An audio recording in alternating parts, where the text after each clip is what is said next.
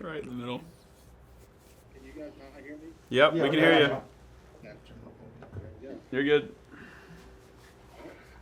Well, let's get started. I'd like to welcome Xander Schauffele here in the interview room at the World Golf Championships FedEx St. Jude Invitational. Xander, four-time PGA Tour winner and now Olympic gold medal winner. Why don't you start with some opening thoughts on these last 2 days after a momentous week in Tokyo? Yeah, a few nights to sleep on it, or a couple nights, I should say, to sleep on it. Different time zone, different part of the world. Still really excited. Just an overwhelming amount of positivity, coming my way, and just obviously in a really good mood.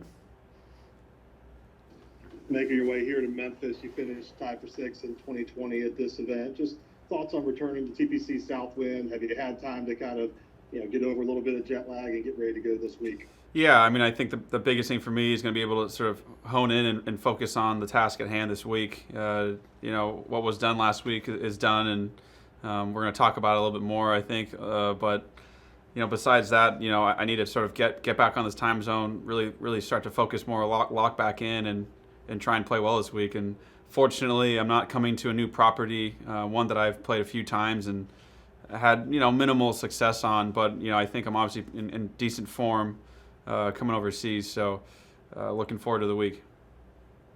Okay, this time we'll turn it over to questions. Just remind everyone to put your name and outlet in the chat.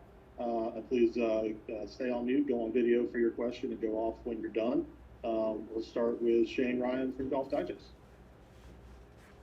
Hey, Xander. Congratulations again on the gold medal.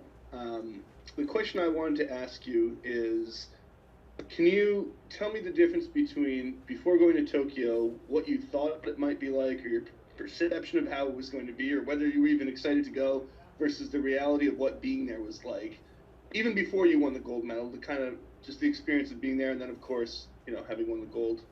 Yeah, in all honesty, there was part of me that was contemplating going. I joked with my wife about that, right when I called her. She was like, can you imagine that there's a little piece of you that, almost didn't show up to Tokyo? And we had a nice laugh about that. But with everything playing out there with COVID and everything, obviously it's been strange and difficult for everyone. And, I decided not to stay in the village, which was about an hour and 20 minutes away. And unfortunately, I wasn't able to visit the village either, which I'm a little bit bummed about. But overall, I think it was... Going into it, I sort of corrected my mindset on the whole matter and really just focused on this 4-day golf tournament. And then being able to take the podium afterwards really made me understand and realize sort of how special it actually is. Being there on the podium, winning any medal, honestly, the flags being raised, playing your national anthem. It really was something spectacular and honestly nothing like it. And as a quick follow-up, there's a kind of strange dichotomy here historically where this is not something you dreamed of growing up as a golfer, probably because there wasn't golf in the Olympics, and yet this is one of the greatest honors in sports for anything. I mean, it's, historically speaking, it's maybe the top. Has that settled in yet, the idea of what you really did and how this is now kind of part of your legacy? A little bit. I think I'm starting to sort of grasp how big it is, just in some responses. I mean, it's not, I was fortunate enough to sort of see my grandparents before I left in the hotel in Narita. We sort of bypassed the don't leave the bubble, and my buddy got them a hotel room right next to mine. So I was like, hey, what are you guys doing here? So it's pretty hard to impress someone that's almost 90 years old and that's been on this planet for a long time. They've seen a lot of things, and to see my grandpa and my grandma's reaction when I pulled out this gold medal. Sort of, it really was surprising. It shocked me, and it was just so cool because they've never seen it before, and it was so new, and it was so fresh to them. And, I think that's sort of that's kind of the reaction and something that, I'd want everyone, my kids or my kids' kids down the generational line to sort of have. And it's a really cool piece to have in the family. And what are your grandparents' names, if you don't mind? I mean, I call them Akong and Ama. They don't speak much English, but their names are Laubu and Laupe. So I don't know how to spell it. I know their names, and I can kind of communicate with a few words, hands and feet, and of course, my dad being there helps. Appreciate it, Xander. Yep. Thank you. And next up, Cameron Morfitt with PGAtour.com. Hey, Xander. It's a little early to say how this might change you as a player, but what do you hope this? How do you hope this might affect you as a player going forward? And then another Olympics question: What are you looking forward to watching on TV of the sports that remain? I always diving is always a really interesting thing to me. JT and I were watching it yesterday while we were doing laundry. It's it's just it's anything that we watch that we just feel like we have zero chance of doing is something that's really impressive. And of course, if you look at all of the sports that occur in the Olympics, all the extreme athletes, it's sort of, he was joking about going to work out at the village there, and he was like, "Oh, I'll just hide in this corner over here and just kind of do my thing." We play golf, which is obviously really hard and it's a mental game. But if you look at sort of how these people physically transform themselves to sort of perform these crazy things, it really is impressive. So I think honestly, anything coming down the line is super interesting. I caught myself watching ping pong with my jaw on the floor for an hour because I love playing ping pong, and I'm like, holy smokes, like this is what it's like. I don't know if I can score a point on someone. And then for me, I think if you put the medal and medal money, everything aside that comes with sort of winning, I think the big point for me in my career is that I won with a lead, and that's sort of what I'm going to take with myself moving forward. Is that yes, I can do this, and yes, I have done it, and so it's definitely repeatable and sort of a little bit more freed up than prior. Does that course compare to anything that you play on tour, or is it just completely different? I think one of the biggest challenges, for being in Japan, to answer your question, no, but to be in Japan and to play on such a massive property was kind of interesting. I played in Japan a few times prior, and it's very narrow, tree lined. You have to really control your ball, and this was sort of a massive course where it's okay to let it fly on a few holes, and that was a big difference for me, and I did enjoy that sort of challenge. Thank you. Yep. All right, we'll go back to Shane Ryan with Golf Digest. Hey, Xander, it's too early. You get me again. You have another chance to play for your country in a couple months, likely. In this case, unlike the Olympics, it may have been something that you grew up watching and grew up thinking about. So I guess, two-part question. What did the Ryder Cup mean to you growing up as a kid? Did you watch it? Was it something you looked forward to and dreamed of playing? And then present day, maybe even with the context of having won the gold, what do you think about this chance you have? Yeah, first and foremost, I'm trying my best to qualify outright just to make it easy on myself. You never sort of want to be left up to a pick. You got Spieth playing really well. A bunch of guys are sort of creeping up on me. Everyone ahead of me has won a major championship, and I'm just hanging on for dear life in that last position. But yeah, I'm trying to think of your first two questions there. Growing up, the dream was always just to get on the PGA Tour, and of course, major championships and Ryder Cups are things that you sort of think about later on. You just need to get on tour first, which is so difficult to do. And in all honesty, things are still for me moving quick and moving fast. Maybe I didn't give myself enough credit, but things are definitely moving quickly, and I do plan on playing on this Ryder Cup, and I have watched it growing up, and you can kind of see. I got a little taste of it at the Olympics. Being on a team, obviously we're competing individually, but in practice, Patrick wasn't there in time to sort of join us, but I played a practice round every day with Justin and Colin, and that was sort of our pod that we practiced in, and it's just a different feel when you're on a team and you're representing your country. You're there with one goal in mind, which is to win, and we're always trying to beat each other's heads in each week, and all of a sudden we're kind of sharing some knowledge with each other, like how to hit a certain shot, or pumping each other up. Versus, and not that we knock each other down, but we're always just trying to beat each other each and every week. So it's a very different dynamic that I think all of us do enjoy, that we get to do for a week. And then this may be a dumb question, an obvious one, but in 2018, was there a level of disappointment? Because you were pretty close. You were up there in the standings. Nothing saying you couldn't have been a captain's pick that time. Sure. I do remember it. I got a call from Furyk in the car. Tony just outplayed me in the playoffs. I remember it's one of those gut things. Deep down, I knew this phone call was coming, and I knew it wasn't going to be a good one.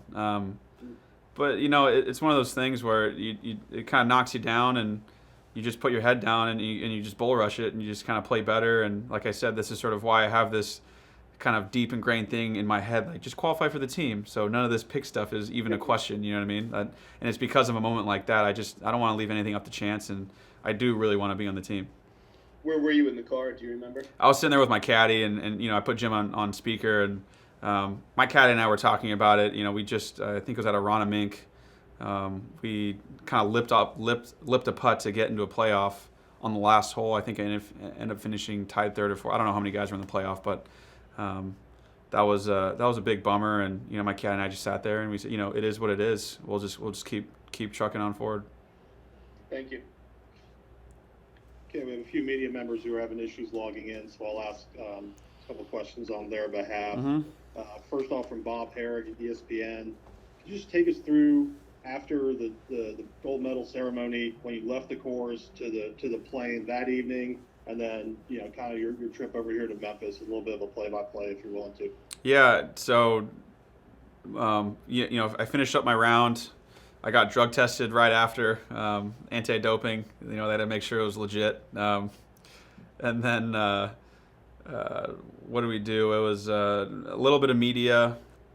I knew I was going to see my grandparents, so I had an opportunity to do media in Japan, or kind of have this opportunity to do it here with you guys today. And obviously, I can't pass up to see my grandparents, since I don't know how many more times I'll be able to see them. And so we took a van ride. We had a few drinks, a toast, a celebration in the clubhouse with sort of all the committee members there with the Olympics. And then we got in a van ride straight to the Hilton in Narita, where actually we stayed for the Zozo. So that was a familiar hotel, and that's where I met up and kind of had a little in-room dining with my grandparents, and then some breakfast with them as well. And then we ended up getting on a plane the following morning with everyone basically in this field now coming over from the Olympics. So it was kind of didn't get much sleep. Obviously, just really a nice moment that I was able to share there with family and my direct team that I had there with me in Japan, and had a little small celebration with a bunch of the caddies on the plane. It was one of the guys' birthdays, so we had plenty of reasons to sort of cheers and drink. And when did you land in Memphis? We took off at 11:50, and we landed essentially at the same time. We landed around maybe 9:30, 10 o'clock, 10 a.m. Yesterday. Okay. Follow-up question, Steve DeMeglio, USA Today, and I know you spoke a little bit earlier about trying to kind of battle through some of the jet lag, but specifically, how much do you feel is left in your tank right now after last week? Yeah, I'm good. I mean, I think a lot of what I did sort of in recovery last week was to make sure I was fresh for this week. I mean, I'm going to be as fresh as I can be. I'm going to do everything I can this week to sleep enough, to eat right, to make sure my mind is okay. But I think playing really well and obviously having a gold medal is just feeding to my energy. One, I'm really excited to get back home to the West Coast, but two, I want to. You want to win each and every week, and now that I finally got this taste of winning and being able to win from up front, I just want to. That's why I think all of us compete. It's just sort of that's the rush we really chase, and it does feel good, and it's really rewarding to pull off. And I'm ready to get back to work. Great. We got two more questions. One also submitted, Mark Giannato from the Memphis Commercial Appeal, following the announcement earlier today that the tournament here in Memphis will kick off the FedexCup playoff events starting in 22. Just some general thoughts on that move of this being the kickoff event for the playoffs starting next year. Yeah, I mean, it's what a cool thing. I think TPC Southwind and all the folks here on property and have always done such a nice job for us, making this sort of trip easy. And if you just look at the golf courses, it's just a good playoff course. I think I don't know what changes they've made. I drove in and I saw a bunker on, I think, the third hole there in the layup area. So they may have added or changed a few things. I haven't read the sort of green sheet that we get every week. But overall, to me, any sort of course that's difficult where you can shoot 3 to 4 under each day and have a good chance of winning is a good sort of playoff tournament to have, or a playoff course to have. Great, and we'll wrap it up by going back to Cam Morfitt with PGAtour.com. Going back to the Olympics, I know you do have the gold medal there in your pocket. Justin Rose is here and I don't know how long he carried it around with him for. Matt Kuchar carried around his bronze for a little while. Have you talked to any of those guys who won it in Rio, or who won a medal in Rio, and how long do you anticipate carrying around the gold, just to sort of use it as your calling card? My dad slept with it the first night, so I didn't even have it with me the day I won it. And he was going to take it to San Diego. He's going to take it back home to his house and parade around it with his friends. But I told him I had a little media to do, and I'm sure everyone wanted to see the gold medal here. So this is sort of my moment in the sun with it. But I don't know where its home's going to be. We haven't really decided that. But when I get back, I probably won't have it for some time, because I know my dad really wants to have it. And this, I really, as much as I win it for myself, like, it's rare for me to sort of share, and me wanting to win it for him. You know what I mean? Most of us golfers, we're, it's an individual sport. We're relatively selfish, and we do things for ourselves. But for me, this is sort of more than that, and that's why I think why it's so unique and special for my family. So I'll let him parade around San Diego with it. All right, thanks. Congrats. Yep. All right, Olympic gold medalist Xander Schauffele, thank you so much for your time here with us today. Best of luck this week in Memphis. Thanks, Stuart. You're good.